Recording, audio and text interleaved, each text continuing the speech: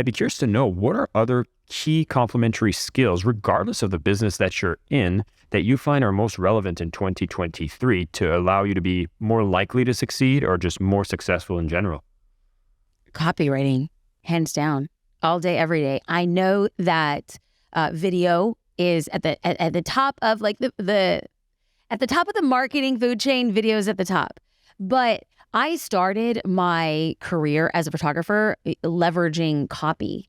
And I did that because I didn't have anything else. I didn't have any money. I had dropped out of law school. I had no money. My husband was in a startup company. I was working part-time.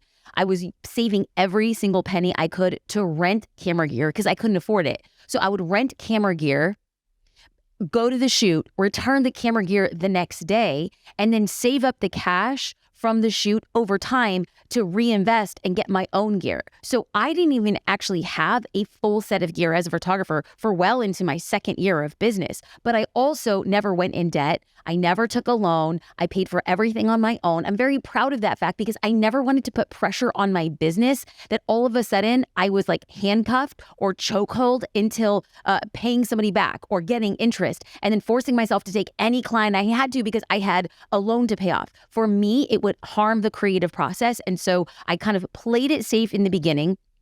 And dang it, I got off track. What was the original question? I was just asking you about the key skills that you need for being as much successful. And you spoke copy. So I couldn't even afford a website. And so there was a free thing called Blogger, and I just titled the blog Jasmine Star Photography, and I started writing copy even without photos. And so I was just writing copy, and then over time I was able to upload photos that I was taking, and I was sharing the journey. And what I started realizing was that people are connected to written word because they can consume it most often faster than they can consume a video.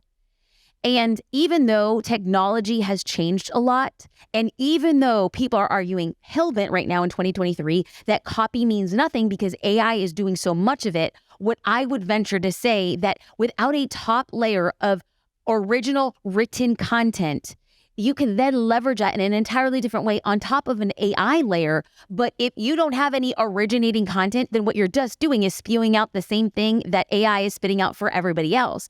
AI is going to become a powerful vehicle once you add a layer of your own writing, your own thoughts, and then AI will take all of that, distill it down, add and fill in gaps, and help you run faster in creating the copy. But your written word is going to be the thing and the linchpin that ties not just a great video together. Like oftentimes on Instagram, if I post a reel, it's great that the reel gets a lot of views, but I've actually realized that the people who read the copy and then respond, there is a much deeper, richer dialogue that then parlays itself into direct messages. And direct messages are like a lily pad to actually closing sales, regardless of the ticket size. And so for me, it's not just having a really cool photo or a really cool video. It's what am I doing with the copy to contextualize? And now, Instagram is having captions that are readable by the search mechanisms. And so if you're just doing like hashtag OOTD, like outfit of the day, or hashtag nom nom nom, that's fine if somebody's looking for outfit of the day. And that's fine if somebody's looking for nom nom nom based on your lunch. But there is an opportunity for you to create searchable content in addition to the visual content that would allow you to have more people discover what it is you're doing. So do I sound bullish on copy?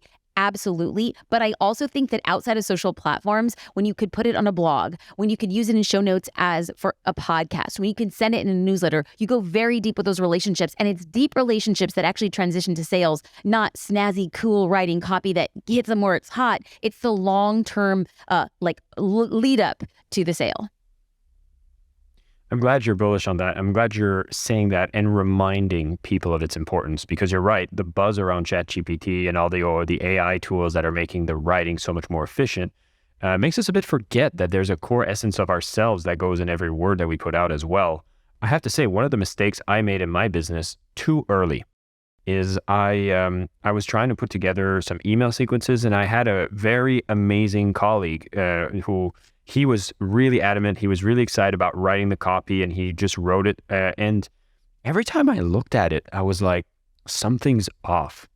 And I felt bad about feedbacking because he was doing a great job and he was doing so much stuff and he was writing it. And I didn't think it was terrible, but something was off. And I realized that it's because the way that he would write copy was about his essence, and it wasn't my essence. And I think that there's such a relevance to the personal brand that you build, especially if you're an author, an expert, or someone that's trying to put their message out there, and your voice, your face, and your written word represents who you are. I think that's one of the things I actually had to pull it back indoors. I had to actually start being, because I know how to write copy, but I got lazy and I got complacent, and that's on me. And so when I started writing the messages myself, and when I got people replying to me just saying like, wow, that really spoke to me. And I was like, wow, I think that was a corner I tried to cut too quick. And I'm glad that you're here to remind it. And I think it's a powerful reminder for anybody who's listening in. So, but I want to be very clear though. Like, it's one thing real quick is I'm not an advocate for not outsourcing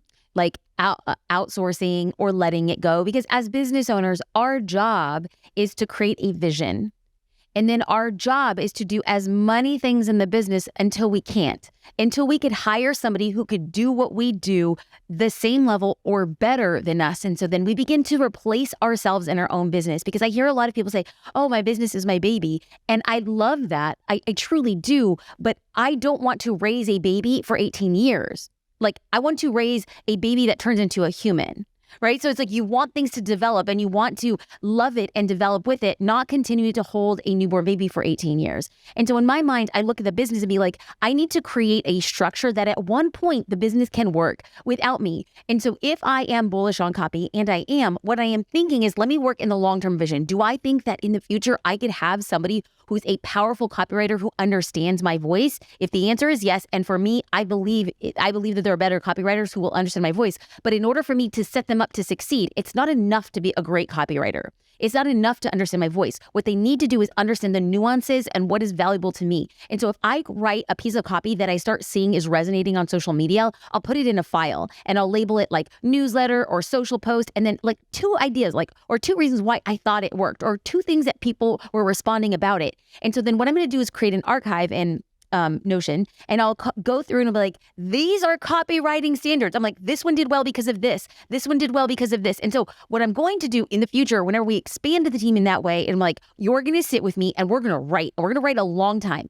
And then we're going to go back to the standards, and I'm going to give you a test newsletter or a test blog, or I'm going to give you a podcast that I recorded with Jason. And what I want you to do is listen to the podcast. I want you to take the big ideas, and I want you to create a newsletter or create a blog post around this. Why? I want the SEO copy. I want to be able to link to your podcast. When people are searching for sales and they happen to come across the copy, and you can really, SEO works on copy. And so all of a sudden, if this copywriter can take this interview from my words, understand how I write, understand what's resonating, and they put together a piece of content, my vision is that I'm going to get it back and I'm like, this is like I wrote it.